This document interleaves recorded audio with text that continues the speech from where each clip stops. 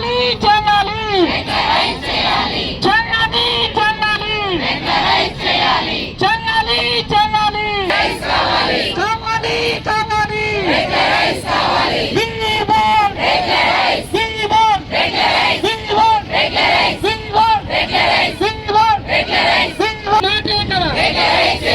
మీరిచ్చిన మాటే కదా మీరిచ్చిన మాటే కదా ఐక్యత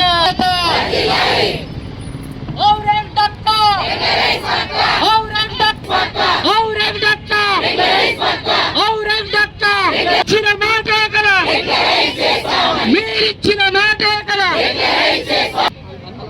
హన్మకొండ హామీ హన్మకొండ హామీ హన్మకొండ హామీ హన్మకొండ హామీ జీవన్ జీవన్ జీవన్ జీవన్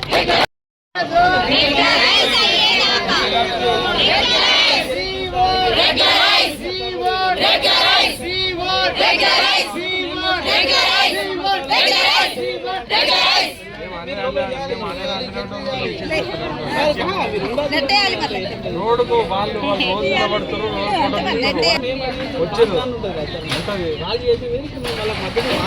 మద్దతు తెలిపాలి పోవాలి అంతే కదా.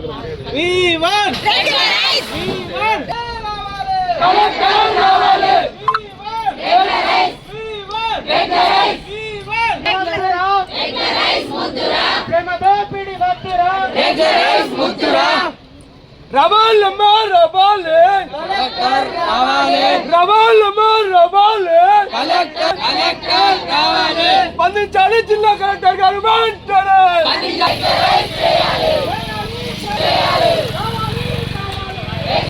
విద్యార్థి ఫెడరేషన్ ఎస్ఎఫ్ఐ తెలంగాణ రాష్ట్ర కమిటీ పిలుపు మేరకు ఏదైతే సమగ్ర శిక్ష ఉద్యోగులు తమ న్యాయమైనటువంటి డిమాండ్లు పరిష్కరించాలని చెప్పేసి గత 28 రోజులుగా మరి సమ్మెలు చేస్తున్నారో వారికి మద్దతుగా తెలంగాణ రాష్ట్ర కమిటీ సంపూర్ణమైనటువంటి మద్దతు తెలియజేస్తూ ఈరోజు ఏకకాలంలో రాష్ట్ర వ్యాప్తంగా ఉన్నటువంటి 33 కలెక్టరేట్ల ముందు కూడా ఎస్ఎఫ్ఐగా సమగ్ర శిక్ష ఉద్యోగులకు మద్దతుగా ధర్నాలు నిర్వహించడం జరుగుతూ ఉంది.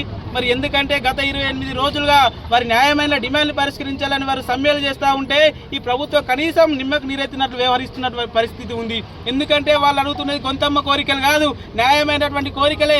ఏదైతే ఇప్పుడు ముఖ్యమంత్రి ఉన్నటువంటి రేవంత్ రెడ్డి మరి ఆయన చెప్పినటువంటి విధంగా వీళ్ళని రెగ్యులరైజ్ చేయాలి. గతంలో ముఖ్యమంత్రి కాకముందు టీఆర్ఎస్ హయాంలో కూడా వీరు ధర్నా చేసినప్పుడు మరి స్వయాన అప్పుడు ఉన్నటువంటి రేవంత్ రెడ్డి వెళ్ళి మరి వరకు మా అధికారంలోకి వచ్చిన తర్వాత మరి రెగ్యులరైజ్ చేస్తాం, మీ సమస్యలన్నీ పరిష్కరిస్తామని చెప్పి ఈ రోజు అధికారంలోకి వచ్చి ఇన్ని రోజులు గడుస్తూ ఉన్నాయి. మరి వీళ్ళ టైంలో కూడా వీళ్ళు ధర్నాలు చేస్తే ఆ రోజు ఇచ్చినటువంటి మాట ఈ రోజు గుర్తుకు రావడం లేదా అని చెప్పేసి కూడా ఈ సందర్భంగా అడుగుతా ఉన్నాం. అదే విధంగా ఇక్కడ కూడా ఇక్కడికి వచ్చినప్పుడు ఎమ్మెల్యే ఆది శ్రీనివాస్ గారు కావచ్చు, పొన్నం ప్రభాకర్ గారు కావచ్చు, ఇక్కడికి వచ్చినటువంటి సందర్భంలో వీళ్ళు వినతి పత్రాలు ఇచ్చి సమస్యలు పరిష్కరించాలని రెగ్యులరైజ్ చేయాలని చెప్తే మరి మాటపూర్వకంగా చెప్తున్నారా తప్ప ఏ ఒక్కరు కూడా జియో అనేటువంటి విడుదల చేయడం లేదు.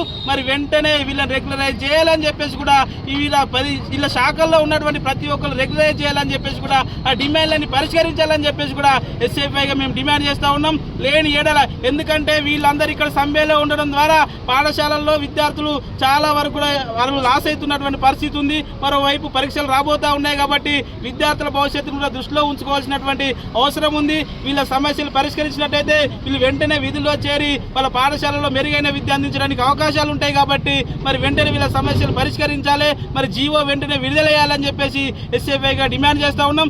లేని ఏడల ఎస్ఎఫ్ఐగా రాబోయే రోజుల్లో వీళ్ళ సమస్యల పరిష్కారం అయ్యేంత వరకు ఉద్యమాలు ఉధృతం చేసి మరింత కూడా ముందుకు తీసుకెళ్తామని చెప్పేసి కూడా ఈ సందర్భంగా డిమాండ్ చేస్తూ ఉన్నాను. నా పేరు మల్లార ప్రశాంత్, ఎస్ఎఫ్ఐ రాజన్న సిరిసిల్ల జిల్లా కార్యదర్శి. తెలంగాణ రాష్ట్రంలో సమగ్ర శిక్ష విద్యాశాఖలో పనిచేస్తున్నటువంటి కాంట్రాక్ట్ ఎంప్లాయీస్ 33 జిల్లాలలో గత 27 రోజుల నుండి ఈ రోజుకి 28వ రోజండి సమ్మె చేస్తున్నప్పటికీ కూడా 2 సార్లు 3 సార్లు చర్చలు జరిగినప్పటికీ కూడా మా కోరికలు చిన్నవి, చాలా కనీసమైనటువంటివి, వాటిని కూడా ఏది కూడా పేపర్ రూపంలో ఇవ్వకుండా నాన్ ఫైనాన్షియల్ అనేటువంటిది మాట్లాడారు. ఆ తర్వాత ఆ ఫైనాన్షియల్గా ఎలాంటి బెనిఫిట్ ఇవ్వకుండా ఫైనాన్షియల్గా కూడా ఎటువంటిదైనా మాటపూర్వకంగా కానీ రాతపూర్వకంగా కానీ మాకేదీ రాలేదు. కాబట్టి అందరూ నిరాశ నిస్పృహలతో ఉన్నారు. ఇప్పటి వరకు గడిచిన ప్రభుత్వాలు కూడా ఈ విధంగానే దాటవేసేటువంటి ధోరణితోనే ఎన్నిసార్లు నిరసన తెలిపినప్పటికీ సమ్మె చేసినప్పటికీ ఎలాంటి ఉద్యోగులకు ఎలాంటి ఉపశమనం కలగలేదు, ఎలాంటి బెనిఫిట్స్ రాలేదు. ఇప్పటికైనా హామీ ఇచ్చినటువంటి మన సీఎం గారు రేవంత్ రెడ్డి సార్ గారిని ఒకటే కోరుతున్నాం, సార్ మేము సమ్మె ఎత్తివేయడానికి సిద్ధంగా ఉన్నాం, కానీ మీరు ఇచ్చినటువంటి హామీని మీరు ఎందుకు నెరవేర్చట్లేదు అని ప్రశ్నిస్తున్నారు. ఈ రోజుకి కూడా ఎన్ని రకాల బెదిరింపులు ఉన్నప్పటికీ కూడా, భయపెట్టే ధోరణి ఉన్నప్పటికీ కూడా అందరూ ధైర్యంగా టెంట్ కిందే ఉండడానికే, సమ్మె చేయడానికే సిద్ధపడి వచ్చారు.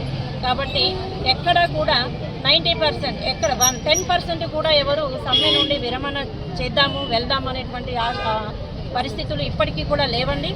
దయచేసి మహిళలు, సమగ్ర శిక్ష ఉద్యోగులందరూ ఎప్పటి నుంచో వెట్టి చాకిరీ చేస్తున్నారు. చాలని వేతనాలతో ఇప్పటి వరకు రోడ్డెక్కింది లేదు. ఇంత రోడ్డెక్కినప్పటికీ కూడా ఇన్ని రోజులుగా విద్యార్థుల యొక్క విద్య కుంటుపడుతున్నప్పటికీ కూడా మరి ప్రభుత్వం ఎందుకో నిమ్మకు నీరెత్తినట్టుగా ఉన్నది. మా డిమాండ్లు కానే కాదు సార్, ఇదంతా మా విజ్ఞప్తి. మరి ఎందుకు సార్ మనసు కరగట్లేదు, మరి నిర్ణయం ఎందుకు తీసుకోవట్లేదు మాకు అర్థం కావట్లేదు. మేము చివరి నిరాశలో ఉన్నాం సార్. అంటే ఇప్పుడు ఒక ఉపాధ్యాయులుగా మేము విధంగా ఉన్నాం. నాన్ టీచింగ్ స్టాఫ్ కానీ టీచర్లు కానీ ఇంకా ఉధృతంగా సమ్మె చేయడానికి పిలుపునిస్తున్నారు. సమ్మె కొనసాగించడమే అనేటువంటిది గట్టిగా నిర్ణయం చేసుకొని చెప్తున్నారు. దయచేసి ఇప్పటికైనా కాలయాపన చేయకుండా ముఖ్యమంత్రి గారు స్పందించి వెంటనే మాకు పే స్కేల్ అమలు చేయాలని, కొంత టైం తీసుకున్నప్పటికీ కూడా 3 నెలలు లేదా 6 నెలలు గడువిస్తున్నారు. ఆ తర్వాత రెగ్యులరైజ్ చేసేటువంటి ఆలోచనలు చేయాలి. ప్రస్తుతం వెంటనే మాకు పే స్కేల్ ఇస్తున్నట్టుగా ప్రకటించాలని మేము కోరుకుంటున్నాము. Thank you.